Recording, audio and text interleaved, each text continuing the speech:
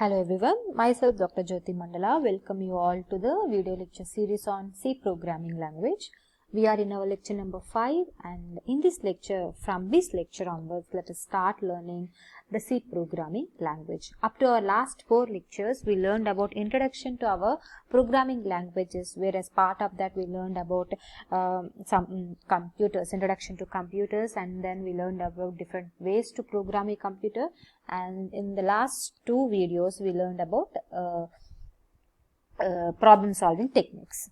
For your reference, in the bottom bar, I leave the link for those videos. You can go through that one, or else I have created a playlist for that. You can go through all those videos.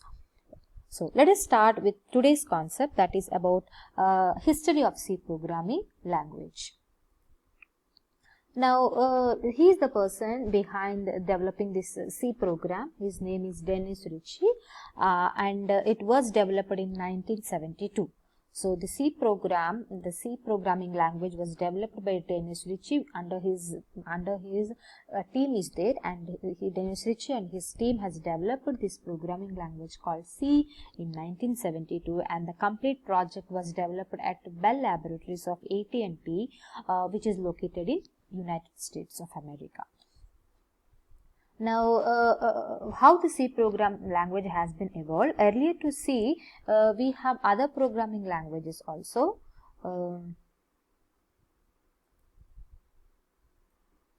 Here I'll show you the various versions of programming language that has been evolved before C. Here you can see in 1960 we have a programming language called ALGOL.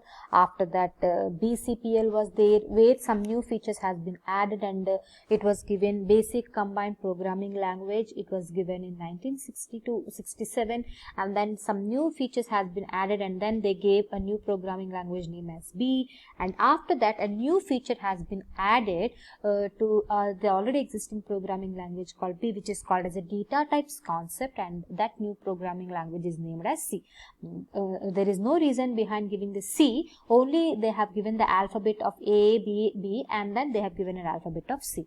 And the first version of C is evolved in 1972, and later on you can see so many versions are there for your C programming language, like K&R C, ANSI C, and ANSI ISO C. So, in 1990, the final version of C has been evolved. The complete version of C has been evolved. So, initially the language C was developed to use is used in Unix operating system development. The complete Unix operating system, whatever we have, the complete software is developed by using our C programming language only. So, this is the complete history of our C. Now, let us see where the C has been used, where the C programming language has been used. So, let us see the applications of C. C language is widely used in many embedded applications. We can develop desktop applications or system applications, and mostly the Adobe applications, whatever we have, or the complete Adobe applications are developed. Mostly the Adobe applications are developed by using a C programming languages only, and the C programming language can also be used in developing the browsers and their extensions also, and also some databases can also be developed by using our C. Like if here you can see my SQL database is mostly developed by using our C software only, and then some operating systems are also developed. Earlier I told you Unix operating system is developed. Along with that, operating systems like Apple's OS X is developed by using your C programming language. Lot of things can be done by using our C programming languages. Compilers can also be designed, and also many IoT applications can also be developed by using our C programming language. So, these are not limited applications. There are n number of applications are there. Here I have highlighted some applications only. And coming to the features of C, C is a very simple programming language. Simple in the sense like it consists of rich set of libraries, and it follows this structured approach. Structured approach is nothing but a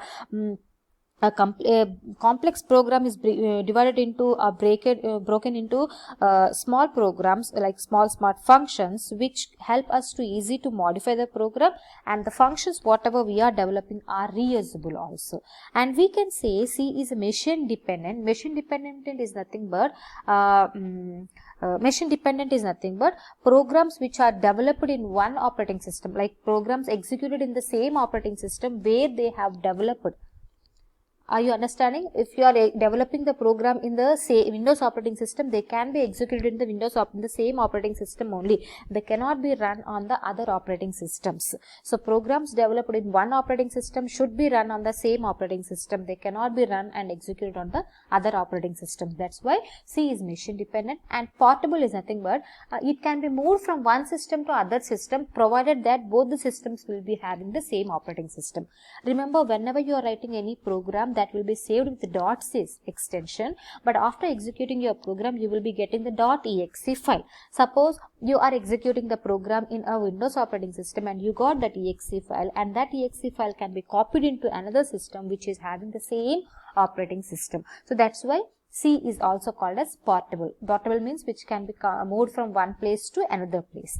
Compiled place is nothing but, earlier we learned in our last video, we learned like whenever we are developing any program in high level language, it has to be converted into the machine understandable format. To do that task, a mediator is required, and to do that task, compiler and interpreter can be used. C uses the compiler approach. And rich library is nothing but lot of inbuilt functions are available, and it makes the development process very fast.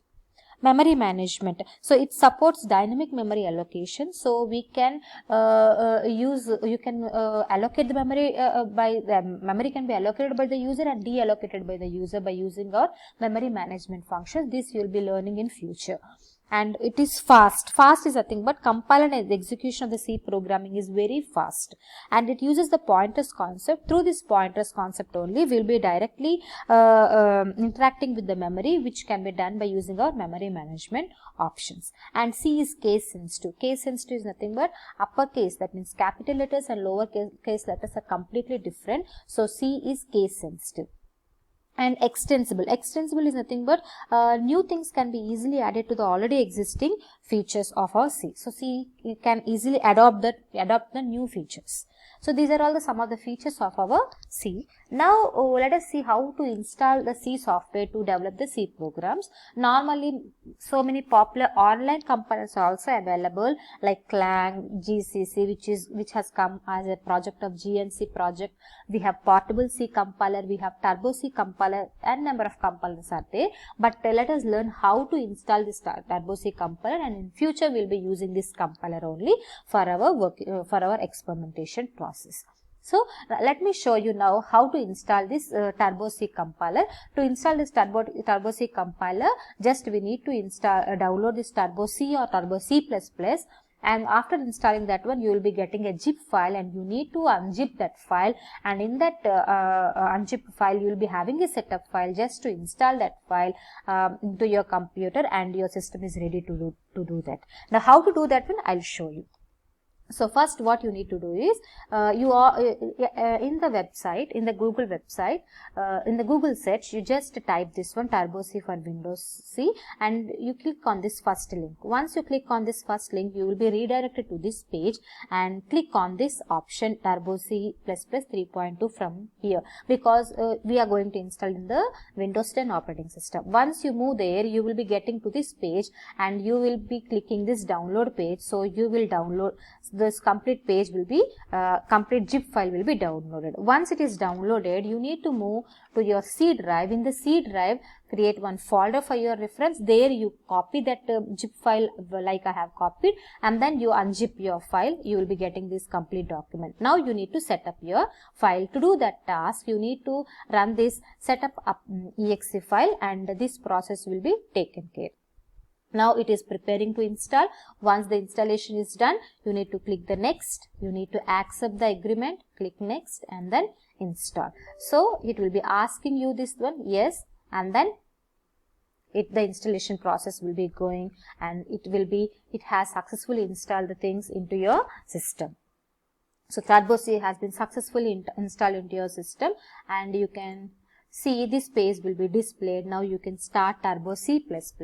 Remember, you need to save your program with .c. I'll tell you later how to do this task. So this is the editor where we are going to work with our C programs. So this is the menu bar where all the menus will be available. In the file menu, you will be having new, open, save like your Word documents. In the edit, you will be having these options, and later on we'll see in detail. And this is the area called as a work area where you will be writing your complete task.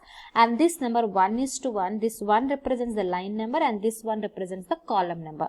So if you click enter button, the line number will be changing, and if you click the cursor button, the column number will be changing. Now these are all the shortcut keys that menu will be displayed to perform your task. So if you want to exit from this one, click file and click exit or click quit.